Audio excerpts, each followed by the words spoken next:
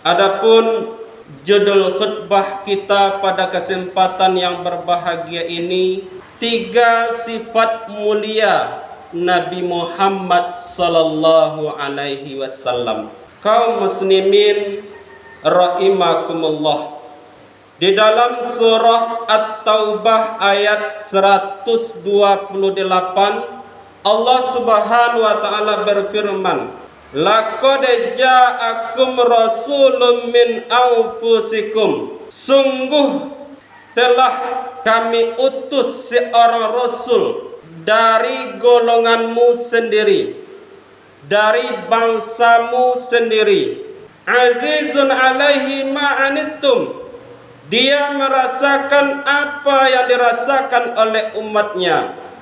Harisun alaikum, menginginkan keselamatan atas umatnya. Bil mu'minina raufur rahim, dia penyayang, penyantun kepada sesama orang-orang yang beriman. 3 sifat mulia Nabi Muhammad sallallahu alaihi wasallam yang disebutkan oleh Allah di dalam Al-Quran, yang terdapat pada diri Rasulullah sallallahu alaihi wasallam, yang rasa-rasanya kaum muslimin membuat kita malu untuk tidak bersolawat kepadanya. Rasa-rasanya membuat kita malu untuk tidak mengikuti sunnah-sunnah beliau, yang membuat kita malu untuk tidak mencontoh akhlak beliau. Apa 3 sifat mulia Nabi Muhammad sallallahu alaihi wasallam? Yang pertama, azizun alaihi ma'anittum. Nabi Muhammad sallallahu alaihi wasallam mempunyai sifat merasakan apa yang dirasakan oleh umatnya, merasakan penderitaan yang diderita oleh umatnya. Contohnya salat. Salat itu kaum muslimin awal mulanya diperintahkan oleh Allah 50 waktu sehari semalam. Akan tetapi Nabi Muhammad meminta dan meminta, akhirnya salat hanya diperintahkan 5 waktu sehari semalam. Merasakan apa yang dirasakan oleh umatnya. Ketika sakaratul maut, detik-detik hembusan nafas Nabi Muhammad sallallahu alaihi wasallam, apa yang dirasakan oleh Rasulullah? Apa yang diingat oleh Rasulullah sallallahu alaihi wasallam? Padahal Nabi Muhammad itu mempunyai keluarga, mempunyai sahabat dekat.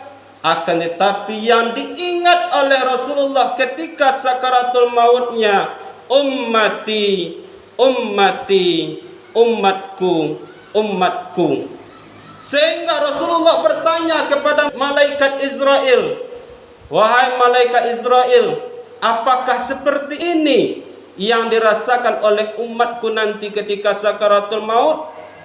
Apa jawaban malaikat Israel? Iya ya Rasulullah, kalau seperti ini yang akan dirasakan oleh umatku nanti, timpakan saja rasa sakit itu kepadaku.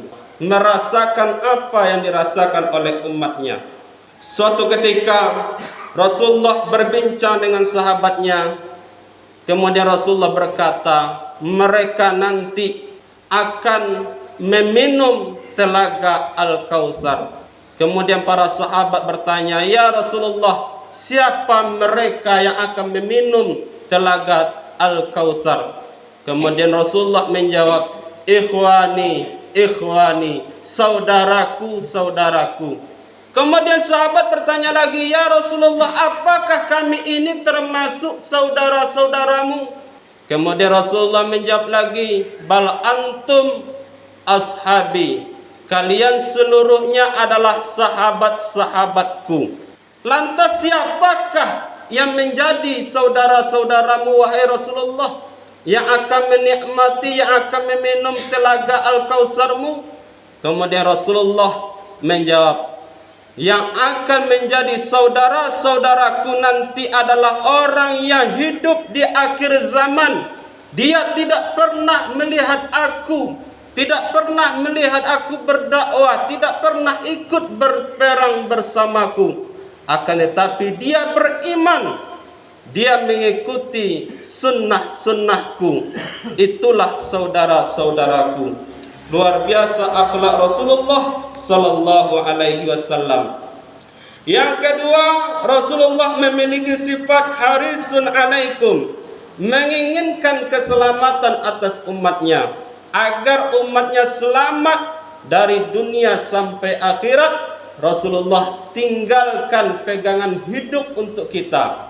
Sebagaimana hadis Nabi mengatakan, taraktu fikum min amrayni ma imtasiktum bihima lan tadillu abada, kitaballah wa sunnati Rasulillah.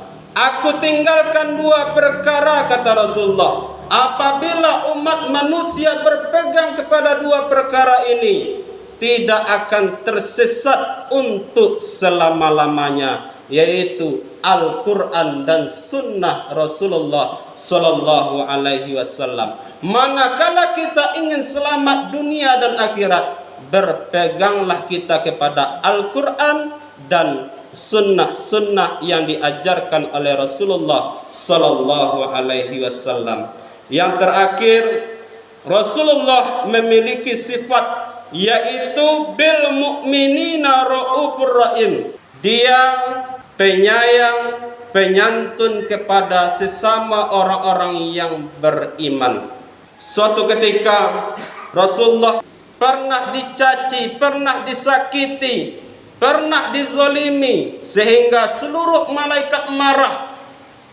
Turunlah malaikat Jibril alaihissalam. Wahai Rasulullah, minta kepada Allah, angkat tanganmu, doamu mustajab dikabulkan oleh Allah, agar orang-orang yang menyakitimu, agar orang-orang yang menzalimimu dilululantahkan oleh Allah, dibinasakan oleh Allah Subhanahu wa taala. Tapi apa jawaban Rasulullah kaum muslimin? La ya Jibril, tidak wahai Jibril. Aku simpan doaku ini untuk menolong umatku nanti, untuk mensyafaati umatku nanti. Rasulullah tidak menginginkan kebinasaan umatnya. Dia simpan kaum muslimin doa mustajabnya itu untuk menolong kita umatnya nanti, untuk mensyafaati kita umatnya. Kaum muslimin yang berbahagia, oleh karena itu kaum muslimin, marilah kita tingkatkan ketakwaan kita kepada Allah Subhanahu wa taala. Marilah kita tingkatkan kecintaan kita kepada Rasulullah sallallahu alaihi wasallam dengan cara perbanyak salawat kepadanya. Allahumma salli ala sayyidina Muhammad wa ala ali sayyidina Muhammad. Kemudian kita ikuti sunnah-sunnah beliau, kita contoh, kita tiru akhlak beliau. InsyaAllah nanti di akhirat kita mendapatkan syafaatnya, pertolongannya. Mudah-mudahan nanti di akhirat kita bisa berkumpul dan bertemu dengan Rasulullah sallallahu alaihi wasallam. Dan mudah-mudahan khutbah yang singkat ini bermanfaat. Fa'tabiru ya ulil absar la'allakum turhamun.